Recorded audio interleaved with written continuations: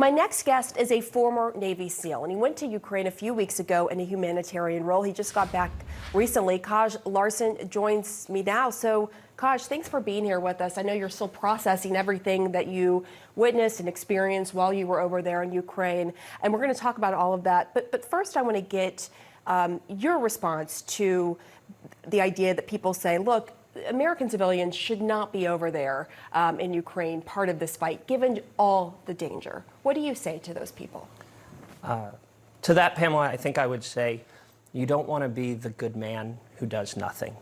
You know, today is Father's Day, and when I was standing on the Medyka border between Poland and Ukraine, and I saw those families, women and children, stream across the border, and I had the opportunity to speak to them, I asked all of them, where are your husbands? And they all said they're fighting over there. This war has ripped families apart. There are atrocities happening. It's extraordinarily difficult. And it's really hard as someone who's spent the last 2 decades in and out of conflict zones to not take all of that experience and all of those skills and go help. Yes, there are dangers, as we're seeing very much what you talked about just a few moments ago. But for some of us who have already served our own country, we have a moral compulsion to go help. You just feel the pull, the call. Absolutely. Did you have any close calls? You or your team have any close calls while you were there? Did you ever feel like you were in danger? Yeah, of course, absolutely. This is an extraordinarily dangerous environment. And my team, my group of guys, we were taking the tickets that other people didn't want to take, delivering humanitarian aid behind the enemy lines to the most afflicted and impacted areas. And this is a very unconventional and conventional war simultaneously. So we would be in the middle of a firefight trying to deliver humanitarian supplies, artillery blasting all around us. But at the same time, there'll be 30 drones, civilian-grade drones flying over your head, and you don't know whether they're Russian or Ukrainian, you don't know whether they're armed. I would say, 90% of our time when we're on the front lines, you feel in peril. But again, for us, the risk is worth it in order to help. Have you worked through in your mind what would happen if the Russians captured you? I have not. You haven't? I mean, you know my background. Like, yeah. we have been trained in this stuff, but the best thing you can do is absolutely not be captured. And so, always in any war zone, the risk-reward calculus becomes extraordinarily important. Right. So I want to talk a little bit more about your humanitarian work. You helped rescue dozens of people, including an injured American. So walk us through what happened. I got there very early on in the war, approximately day 7 of the war. I showed up, I raised my hand to volunteer and go help. I'm lucky enough to work for a company, guild, that says our motto is we go where the military community goes. So I went. There's 5,000 U.S. troops, as you know, stationed on the border in Rzeszów, Poland. That's the 82nd Airborne Division. And as we talked about at the top, there are hundreds of former U.S. service members and veterans like myself volunteering in different capacities in Ukraine. When I first got there, the most important thing I could do was run these critical supplies to the front lines. And when I did that, I had a no empty truck strategy. So me and my team, we would drive in these supplies to the worst places in the middle of the worst firefights. And then once we were there and delivered the supplies, the no empty trucks part is that there was all these people who needed to be rescued and brought to safety in Poland.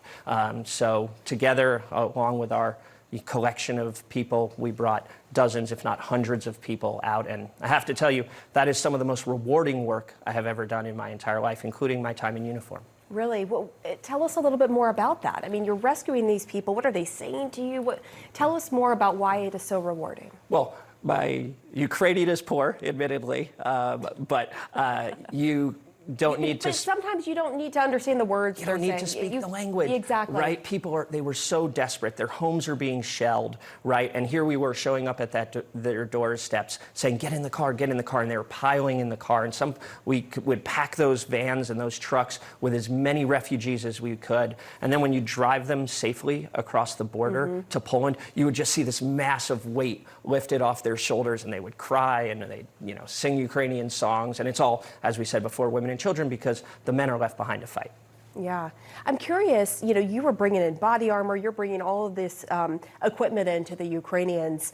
Do you think the U.S. is doing enough to help these Ukrainian fighters? I think the U.S. is in an extraordinarily difficult position from a policy standpoint.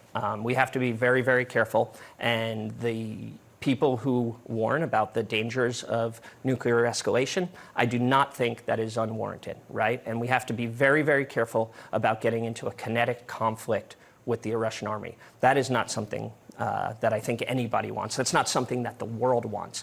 But on a personal level, on an individual level, as somebody with decades of combat experience, it's really, really impossible for me to see a need like that and not go do something. Yeah, understandably.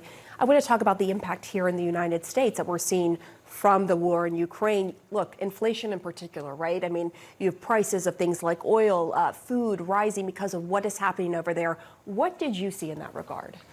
Oh, thank you. I think this is extraordinarily important, right? We spoke before about why are some Americans volunteering over there. And I think some people think this is a faraway conflict on European soil, right? And that is fundamentally untrue. What is happening in the fields of Ukraine is affecting domestic prices here at home. So this inflation that we see is not unrelated to the lack of commodities production, the wheat, the sunflower. Ukraine is the breadbasket of Europe, and production is massively depleted, right? And I'll say the bad news is that I predict that going on for a long time, partially because even if this war was to end tomorrow, the wheat fields, and I saw this with my own eyes, these beautiful wheat fields mined with hundreds of anti-personnel and anti-tank mines. So it's going to be a long time. For every day of conflict, it's up to 45 days of humanitarian demining. It's going to be a long, long time before we ramp that kind of commodities production back up to what it was prior to the war. And then additionally, of course, we have the obvious energy prices. We're all feeling it at the gas pump right now, and that is directly related to the constraint of energy supply around the world due to the war in Ukraine. And that's why you're not just seeing inflation in the U.S., right? It's all over the place, all over the world. This conflict affects all of us. Right, exactly. What a fascinating conversation. Kaj Larsen, great to see you. Thank you for coming on the show. I have a feeling you're probably going to be going back over there at some point, and we'd love to continue to have you on the show. Wonderful, thank you. Thank you.